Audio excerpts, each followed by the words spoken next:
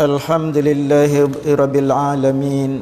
Wassalatu wassalamu ala ashrafil anbiya'i wal mursalin wa ala alihi wa sahbihi ajma'in. Rabbi shrah li sadri wa yassir li amri wahlul 'uqdatam min lisani yafqahu qawli. Alhamdulillah, bersyukur kepada Allah Subhanahu wa taala kerana dengan kurnia, hidayah dan inayahnya dapat kita melaksanakan ibadah dengan salat berjemaah. Mudah-mudahan Allah menerima amalan-amalan kita pada malam ini. Tambah lagi pada malam ini kita bersama-sama berada dalam radah, yakni mendengar sedikit ilmu-ilmu Allah Subhanahu wa taala. Mudah-mudahan ia memberi manfaat kepada kita dan juga keluarga kita. Bahasanya dah lama kita tak memulakan kitab Tanbihul Ghafilin, daripada bulan 3 sampai bulan 9. Terima sekali saya mohon maaf pada bulan 7. Itu tak silap saya 18 bulan 7 tak dapat, kerana waktu itu berada di IJN. Manakala pada 18 hari bulan 8 baru keluar IJN. Masuk 14 keluar IJN. Dan pada bulan ni nasiblah kena 15 dah. Kalau kena 19 tak payahlah. 20 masuk, 22 overhaul. Kita tengok kan, enjin dah rosak banyak. InsyaAllah, mudah-mudahan pada malam ini kita sambung balik bab siksa kubur dan dahsyatnya. Abu Laits meriwayatkan dengan sanad dari Al-Bara bin Azib radhiyallahu anhu berkata, kami bersama Nabi sallallahu alaihi wasallam keluar menghantar jenazah seorang Ansar. Waktu itu Nabi bersama para sahabat menghantar jenazah seorang Ansar, yakni penduduk Madinah. Maka ketika sampai di kubur, belum pun lagi kita nak masukkan mayat tersebut ke dalam kubur. Ketika itu Nabi berdiam diri seketika. Maknanya sampai di kubur, tempat nak dimasukkan jenazah Ansar tersebut, Nabi diam seketika menundukkan kepalanya, bagaikan ada seekor burung di atas kepala dia. Dia diam, maknanya tak bergerak. Kemudian dia mengangkat kepala sambil bersabda, berlindunglah kamu kepada Allah dari siksaan kubur. Nabi sebut 2-3 kali, berlindunglah kamu daripada siksaan kubur. Maknanya dahsyatnya siksaan kubur tersebut. Kalau nak baca hadis ni saya rasa panjang, 3 muka surat. Jadi saya baca matan dia, maksud dia saudara nah. Kalau nak baca yang tu nanti setengah jam duduk di hadis sahaja. Sesungguhnya seorang mukmin jika akan meninggal dunia untuk menghadapi akhirat, yakni mati, ketika sakaratul maut, turun padanya malaikat yang putih-putih, wajahnya bagaikan matahari, membawa kafan dari syurga. Allahu akbar. Yang ni kita kalau dapat, maknanya dekat nak mati sakaratul maut, Allah dah tunjuk di mana kita. Seandainya ketika itu Allah memerintahkan malaikat-malaikat turun ke bawah dengan berpakaian yang putih-putih, dia bawa pula kain kafan. Allahu akbar. Dia atas kain kafan ni berbau wangi, baunya sejauh mata kita memandang. Kita pandang jauh mana? Jauh itu baunya wangian tersebut. Tapi orang yang duduk sebelah orang sakarat tu tak baulah kan. Kalau dia bau, insya-Allah penuh masjid, tak dinafikan. Kalau dia bau busuk ketika sakaratul maut, sudah pasti dia tak pergi kerja, dia datang masjid. Ini Allah bagi, Allah cerita dalam hadis tersebut yang Nabi bagi tahu kepada kita. Maka malaikat ini akan duduk di kepala kita.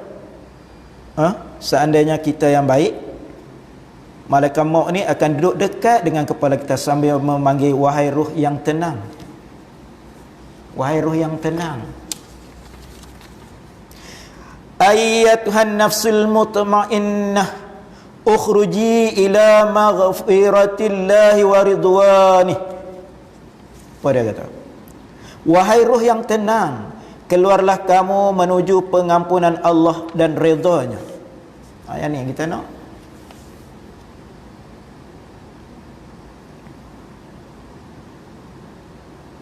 Nabi SAW bersabda, maka keluarlah rohnya bagaikan titisan air. Maknanya lembut ya. Kalau kita tengok air sonok kan, tengok air terjun macam mana kan, tenang kalau duduk. Sebab tu kata kalau buat rumah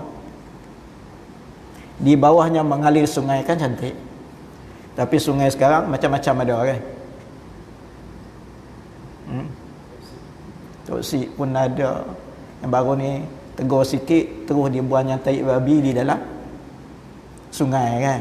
Baru-baru ni protes.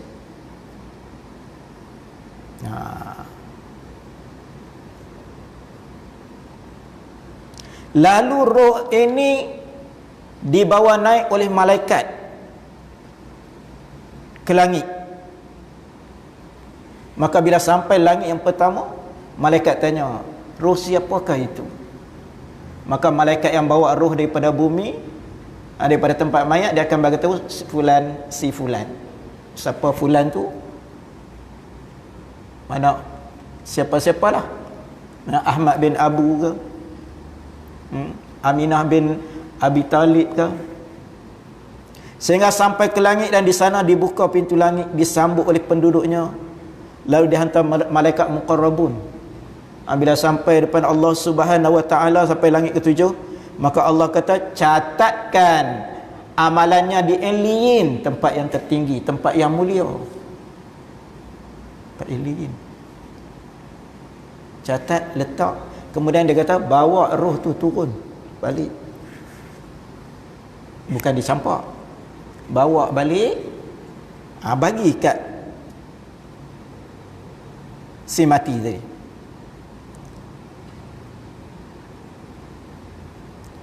Maka kembali roh pada jasad dalam kubur. Kemudian datang pula kepadanya dua malaikat.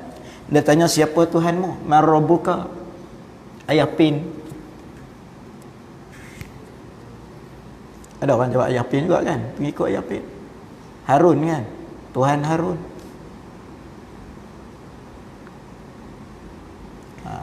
Man rabbuka. Bila roh yang baik, bila tanya man rabbuka, siapa Tuhan kamu, maka dia jawab dengan tenang, Allahu Rabbi, Allah Tuhanku.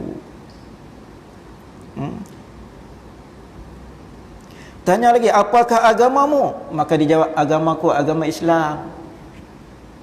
Macam mana kita nak jawab kita beragama Islam, sedangkan apa yang disuruh oleh agama kita tak ikut? Kita caci agama, kita menyama-nyamakan agama. Cuba kita tengok PRN yang akan bila tu? 29 bulan. PRN Sabah. Tak tahu. Apa yang dia bercakap? Agama sama, dia kata. Orang Melayu, orang Islam, dia sebut kata agama kita sama. Cuba buka Facebook. Kerana nak mengundi, kerana nak pengundi hanya seorang, kita sanggup menyamakan agama Islam dengan agama-agama lain. Macam mana kita nak jawab dalam kubur esok? Apa agama kamu?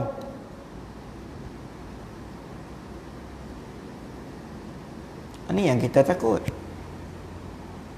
Kerana dunia, kan?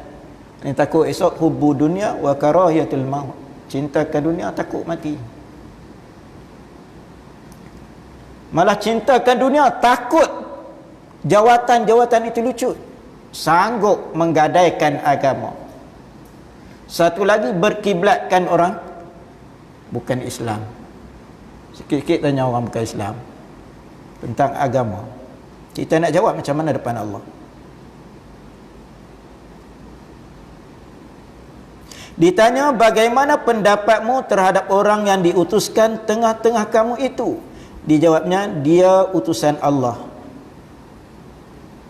Siapa? Nabi Muhammad lah. Kita nak jawab macam mana tak ikut Nabi? Apa Nabi suruh kita tak buat. Tak mampu buat semua, buatlah sikit-sikit. Cuma jangan komplain lah. Jangan menjatuhkan martabat Islam. Kita tak mampu. Sama lah Nabi datang sembahyang kat masjid berjemaah. Kita sembahyang kat rumah. Seorang-seorang dah tu. Dah ada anak bini, tak sembahyang anak bini. Ambil air sembahyang siap-siap. Panggil isteri mana? Lambat. Duduk dalam tandas. Panggil anak mana? Lambat dalam tandas. Aku sembahyang dululah. Tak jemaah juga. Tak boleh datang hari-hari, tak boleh datang setiap waktu. Apa masalahnya waktu cuti yang macam esok datang subuh? Susah ke? Esok bila ditanya utusan Allah, di dunia memang kita boleh jawab sebab soalan telah diberikan. Mengapalah setiap malam sampai tak lupa-lupa setiap malam mengapai. Tapi masuk dalam kubur tak boleh jawab. Sebab apa? Sebab kita tidak ikut apa yang dibawa oleh Nabi. Bagaimana kita nak tahu benda itu? Maka kita baca kitab-kitab yang dibawa oleh ulama-ulama yang mengarang kitab-kitab yang mana sanadnya sampai kepada Rasulullah. Kalau orang kata bid'ah, kitab ni pun bid'ah, kau nak kata? Betul tak? Betul tak? Tak berani nak kata. Berani kata?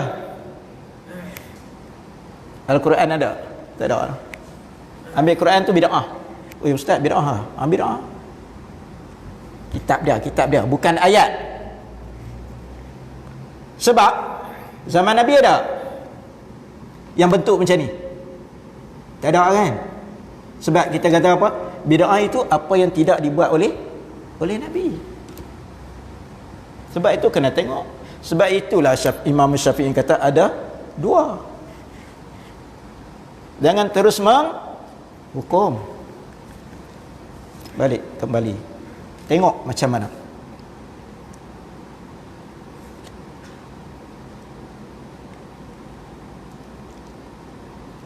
Bila dia menceritakan begitu, hamba ini cerita, maknanya si fulan yang mati tadi dia cerita, ya utusanku berdasarkan apa engkau tahu, berdasarkan benda kitab-kitab yang dipelajari.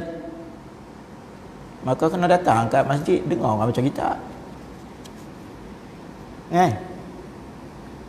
Duduk rumah buka juga kitab. Tu kitab tu. Kitab juga kan.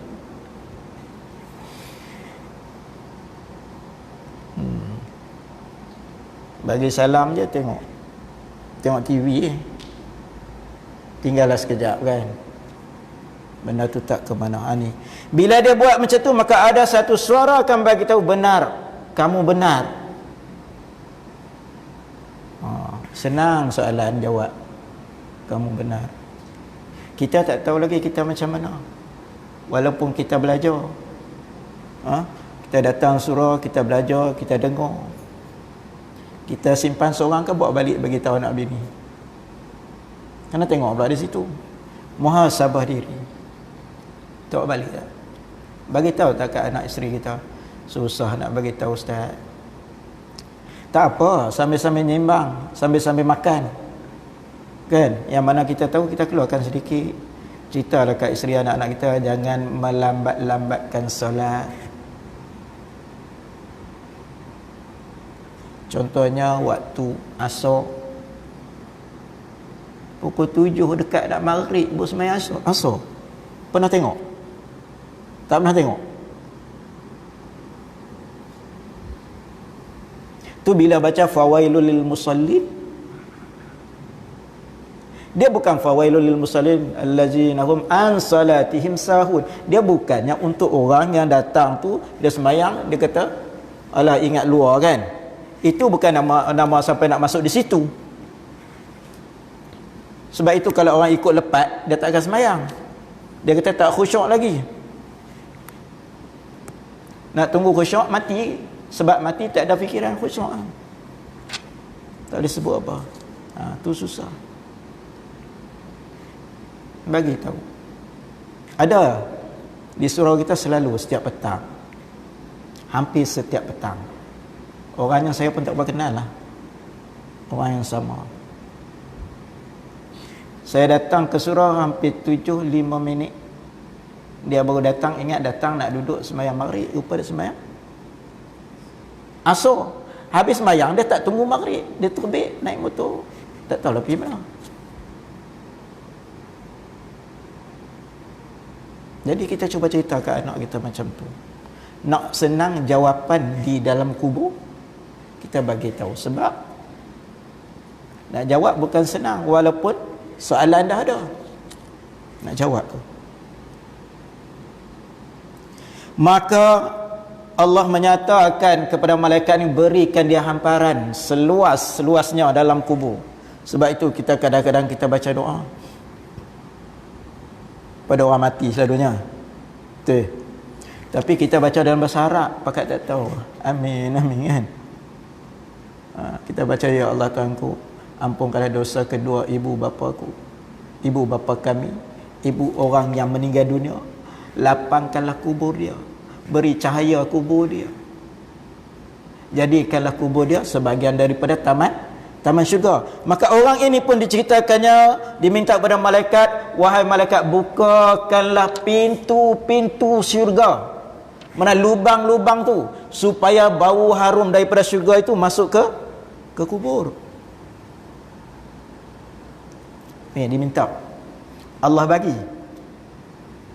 Dah bagi lapang, bagi cahaya, bagi bauan, bagi hamparan, bagi wangian. Tak tenang? Dah pasti tenang di dalam kubur. Tapi nak cari ketenangan dalam kubur tu bukannya senang, kan? Kita nak periksa SPM dulu pun macam mana, SRP dulu pun macam mana. Susah kan? Jaga malam, rendam kaki lagi dalam besen. Nak mengapai, nak bagi dapat A.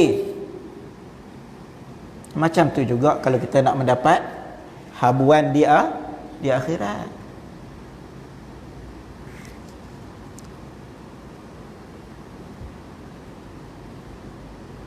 Nabi SAW bersabda, adapun hamba yang kafir, jika akan meninggalkan dunia dan menghadapi akhirat, maka turun kepadanya malaikat dari langit yang hitam mukanya dengan pakaian hitam, lalu duduk di mukanya sepanjang pandangan mata. Allahu Akbar. Udahlah datang hitam, pakaian hitam. Tengok kita, cuba tenung macam mana agak-agak. Kita tak payah tengok situ, kita tengok waktu zaman sekolah dulu. Bila guru tenung mata kita, apa berlaku? Tak tengoklah kecup perut. Kalau dulu kecup perut, kalau sekarang tak. Dulu berani, angkat muka pun tak berani. Macam tu. Bila malaikat tenung, maka turunlah malaikat maut dan duduk di samping kepalanya, lalu berkata, hai ruh yang jahat. Cuba kita bayang, kalau orang kata kita jahat pun marah kan? Ini malaikat kata, hai roh yang jahat, keluar kau. Macam halau. Suruh keluar dalam keadaan kasar. Maka dicabut rohnya bagaikan mencabut besi dari bulu yang basah. Maka terputuslah semua urat dan ototnya. Kemudian diterimanya akan dimasukkan dalam kain yang hitam. Kasar cabut. Dia kata terputuslah apa yang ada kat badan kita. Tapi tak nampak lah kan? Kalau nampak bagaimana siksanya kita tak tahulah. Cuba ambil sikit jarum, cukup lah cucuk ujung jari. Tengok nurse nak cucuk, pejam mata, ya Allah. Macam nak dipotong tangan. Ini kata dia putus urat-urat yang ada dan otot-otot yang ada pada tubuh manusia itu, fulan si fulan. Kemudian dia kata diambilnya roh, dimasukkan ke dalam kain yang hitam dan dibawa dengan bauan yang sangat busuk. Bangkai lah, bangkai.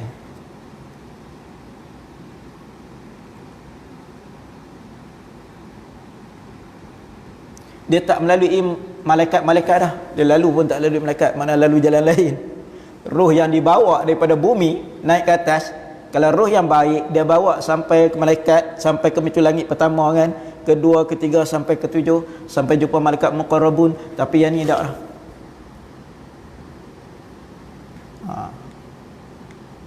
Maka roh siapakah yang jahat dan basi itu? Dijawab fulan si fulan dengan sebutan yang amat buruk sehingga sampai di langit dunia.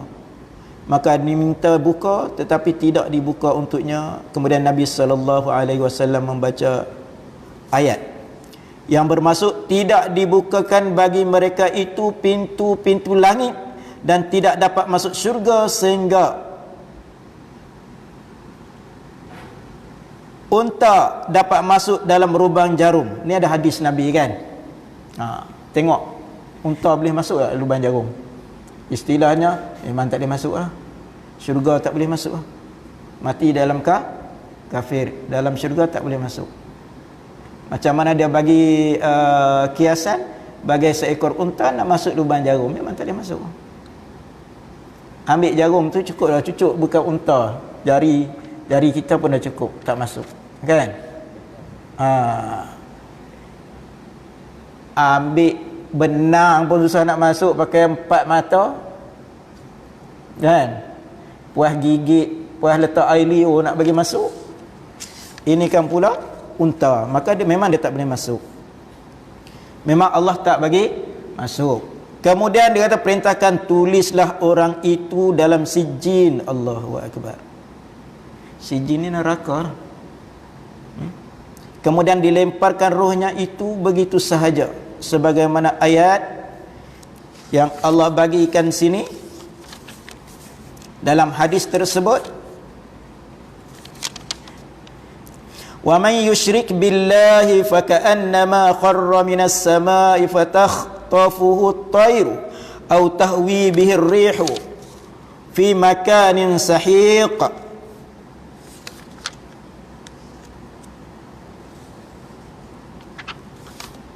Dan siapa yang mempersekutukan Allah, maknanya menduakan Allah, sembah berhala, sembah Allah, dua. Syirik jali. Tapi syirik khafi tu banyak ya. Jatuh motor nasib baiklah, topik lidah dah tidak pecah kepala aku. Tu pun berhati-hati. Sepatutnya dia bersyukur dulu, alhamdulillah. Syukur dulu, alhamdulillah. Tak ada masalah. Tapi kita kadang-kadang terlupa. Terus beristighfar. Siapa yang menduakan Allah, syirik. Kan Allah dah kata, Nabi dah bagi tahu, dosa lain semua aku boleh ampun, kecuali syirik. Kalau macam tu kita kata apa, aku dah syirik dah, tak payah dah, tak payah taubat dah. Bukan, bertaubatlah. Apa masalah? Yang memberinya Allah, yang nak masuk syurganya dengan rahmat Allah. Kita sembahyang banyak mana pun, kita beribadah banyak mana sekalipun, kalau Allah kata aku tak bagi kau masuk syurga, tak masuk juga. Yang masuk syurga dengan rahmat Allah. Jadi kalau orang buat baik, dah pasti Allah bagi benda yang baik lah. Tu je. Jangan kata kalau macam tu tak payah buat sembahyang. Jangan cakap macam tu. Sembahyang kena buat lah, puasa kena buat lah. Walaupun dia kata saya tak tutup aurat ustaz, dia tu tak tutup aurat, sembahyang apa? Tak, sembahyang teruskan walaupun dia tak tutup aurat. InsyaAllah satu hari nanti Allah bagi, sebab kita nampak, kita tengok. Saya rasa saya pernah cerita, ada satu tempat saya duduk, satu keluarga tu kalau tengok satu tempat tu, tak ceritalah tempat saya duduk dulu, satu keluarga tu, Allahu Akbar. Kalau kata teruk, teruk juga. Dengan rambut merahnya, dengan baju fitnya, Tapi mungkin dia sembahyang, dia tak tinggal. Lama kelamaan Allah bagi hidayah. Semua pakai cantik, tutup aurat, tudung lampu, tak pakai fit lagi. Baju pun dia pakai jubah. Buat hak Allah suruh buat. Jangan pula kita tengok apa sembahyang aurat terbuka. Kita lah sebagai nama dia Islam, bukan nama dia ustaz saja. Siapa yang nama Islam kena berdakwah. Jangan dia ustaz lah. Bukan, dakwah bukan terletak pada ustaz, ustazah, tapi terletak pada orang yang nama dia Islam. Berapa ramai kita dah berdakwah? Cuba balik.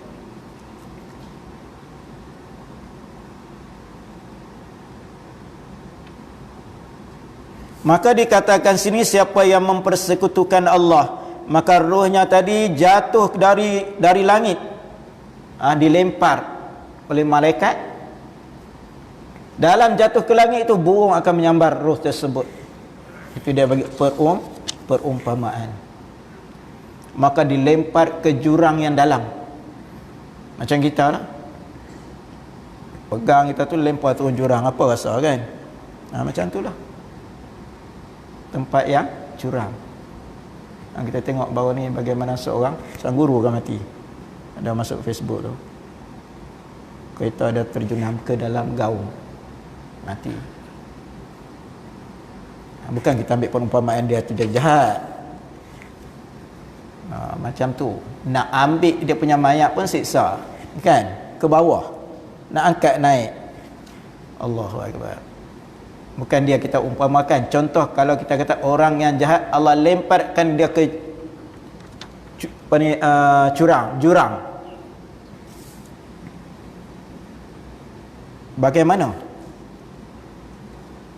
Kemudian dikembalikan roh itu ke dalam jasadnya di dalam kubur. Lalu baru datang dua malaikat tadi dah lagi. Kita selalunya kata apa? Bila ada kat kubur tu, 2-3 langkah ke belakang malaikat datang kan.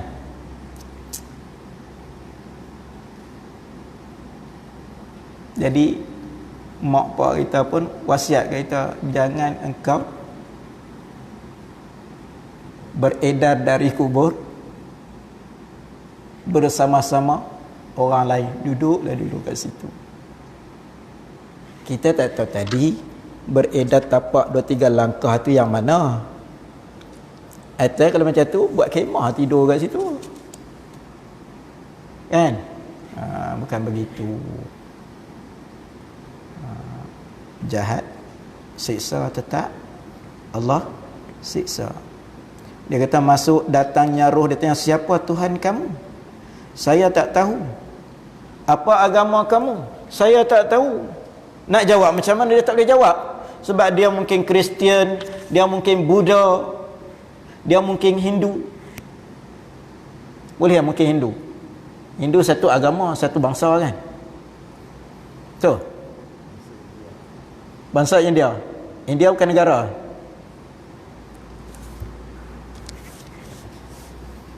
Okey.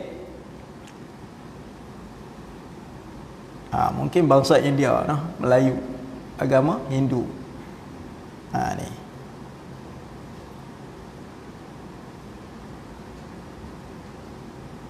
Bagaimana pendapatmu terhadap orang yang diutuskan di tengah-tengah kamu? Jawabnya, saya tak tahu juga. Maka dengarlah suara seruan dari langit, dusta hambaku, hamparkan untuknya dari neraka dan bukakan baginya pintu-pintu neraka. Maka biarlah dia terasa akan kepanasan. Sebab tu bila kita berdoa, ya Allah ya Tuhanku, jangan engkau jadikan kubur kedua ibu bapaku sebahagian daripada lubang-lubang api neraka, dan jangan engkau gelapkan kuburnya, jangan engkau sempitkan kuburnya, jangan engkau himpitkan kuburnya sehingga tulang belulangnya patah. Dia kena baca dalam bahasa Melayu baru dia faham. Kalau baca bahasa Arab, doa amin, amin apa aku tak tahu. nak bagi zuk, nak bagi rasa khusyuk, nak bagi rasa takut.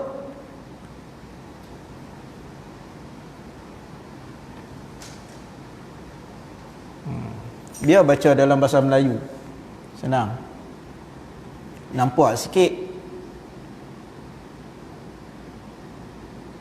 Di mana kita waktu tu bersedar, kita bayang kita di mana kan, kita bayang keluarga kita di mana. Bila kita bayang macam tu, sebab tu cantiknya bila ada meninggal ibu bapa, anaknya baca doa, bukan suruh ti imam. Anak kata aku tak erti belajar lah. Sebab bila anak baca doa, dia ada sesuatu yang pada hati dia sayang, orang yang dia sayang. Cuba suruh kita baca doa. Si Daik bilang aku baca doa untuk bapak aku, peduli apa kat dia? Tu. Bila anak baca, dia nak doa bagi siapa lagi? Bagi emak dia atau bapak dia yang meninggal, supaya Allah letakkan kedua ibu bapanya bersama dengan Nabi-Nabi, bersama dengan sahabat Nabi, bersama dengan syuhada. Dan minta lagi, ya Allah ya Tuhan kami, pertemukanlah kami di syurga. Tak ada orang baca doa tu lah. So mak masuk syurga, kita tak berjumpa dengan mak. Mintalah dipertemukan. Kita tak tahu kita di mana, kita tak tahu mak kita di mana, kita tak tahu sahabat rakan kita di mana. Maka sama-sama kita bermohon. Kita takut ni jadi macam ni. Bila kita dah jadi begini, maka Allah akan bukakan lubang-lubang ataupun kawah-kawah api neraka, yang mana kepanasan api neraka itu akan dirasai di dalam kubur. Udahlah kubur sempit, dihimpit, panas dengan api neraka. Kita tengok bagaimana seorang Indon, dia nak cuba dalam kubur 2 jam ditimbus, tengok tu, nak try je, dan sekali dah pengsan. Mana boleh main-main macam tu? Benda tu kan boleh dimain-mainkan. Nak boleh buat kubur yang mana malam-malam kau masuk dalam kubur tu, bukan ditimbus dengan tanah, untuk mengingatkan tentang kematian. Bila ingat tentang kematian, maka kita akan beribadah. Tu saja. Sebab tu dia kata, ingatlah akan kematian, nescaya akan membawa kebaikan. Duduk di mana kita ingat kematian? Duduk di sekolah ingat mati. Bukan duduk ingat mati. Ingat mati ni maknanya bagi guru-guru, dia tidak akan mencuri masa. Sama juga di pejabat pun. Waktu makan, makanlah. Waktu kerjalah. Dia ingat, bila ingat mati, Allah, belajar ni 5 minit. Cikgu kadang-kadang nak bayar dia, insya-Allah mudahlah sikit. Sebab cikgu sekarang tak disediakan lagi dengan kertas A4, tidak disediakan lagi dengan printer, tidak disediakan lagi dengan laptop. Tapi cikgu hanya diberi iPad lah. Ke apa? Ada jugalah. 2 kali dapat ya. Satu yang besar, satu yang kecil. Tak guna juga kan. Orang kata ambil benda tu guna untuk murid. Dan kali jadi milik aku, letak bawah tiap-tiap hari, bawa dalam kelas tak guna pun. Kalau cerita salah guna, marah pula. So guna untuk murid. Kita muhasabah balik. Yang diberi itu untuk apa? Untuk guna murid. Alah ustaz nak guna tak boleh. Kalau nak guna tak boleh, simpan elok-elok. Tak, bagi anak main. Kan? Hak besar tu nak bawa. Bawa. Besar tu kan? Bawa, alamak, bagi anak main. Dapat kecil satu lagi kan? berhati-hati. Bagi untuk kebaikan, buat cara baik. Kita takut di sini, kita tak lepas di sini. Sebab setiap pemimpin akan ditanya, akan disoal. Kita nak jawab macam mana? Tapi guru banyak peluang. Tengok murid lapar, tak ada makan, bagi duit. Kita minta niatnya itu, ya Allah Tuanku, seandainya aku ada kekurangan waktu aku mengajar, ya Allah, yang ini aku sebagai ganti, tebus tadi. Guru banyak. Hantar murid pergi MTQ, mana dapat duit? Nak isi minyak kereta. Makan murid pun cikgu kena bagi. Sama juga hantar murid pergi main bola sepak. Kat sekolah, penolong kanan bagi RM5 seorang murid. Murid pergi nak KFC. Ustaz, menang Ustaz nak KFC. Tadi dah makan RM5 biar. Balik KFC. Ada 22 orang. Bukan duit sekolah, duit ustaz. Niat begitu bagi. Sekurang-kurangnya minta Allah lepaskan kita. Sama-sama kita berdoa, mudah-mudahan kita tidak berada sini. Dia kata dia akan himpitkan kubur kita sehingga tulang belulang tu udah rapat, patah pula. Jatuh motor pun siksa kan. Baru ni ada seorang kawan daripada Suruhanjaya Koperasi. Dia kata dia duduk kat traffic light, macam mana motor boleh langgar dia? Dia patah tulang selangkar ni 3. Dia kata kena tebuk di sini mentah-mentah. Tebuk nak buang air dalam. Dia kata mentah, betapa siksanya ya Allah. Dia kata kalau tebuk dengan bius tak apa. Dia kata ni mentah. Dia kata kena 2 kali. Dia kata kalau macam ni masa saya muda tu saya race motor tak pernah terbalik. Dia kata waktu tua tak race orang langgar. Siksa, dia kata siksa macam nak mati. Tak mati lagi, macam nak mati. Bagaimana masa nak mati ketika sakaratul maut? Tu dia cerita bagaimana. Ini dihimpit.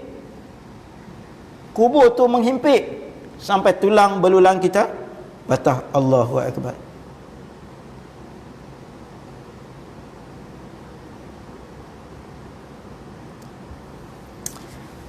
Lalu ia bertanya, siapakah engkau? Jawabnya, aku amalmu yang buruk. Lalu ia berkata, ya Tuhan, janganlah engkau segerakan akan datangnya hari kiamat. Memohon lagi.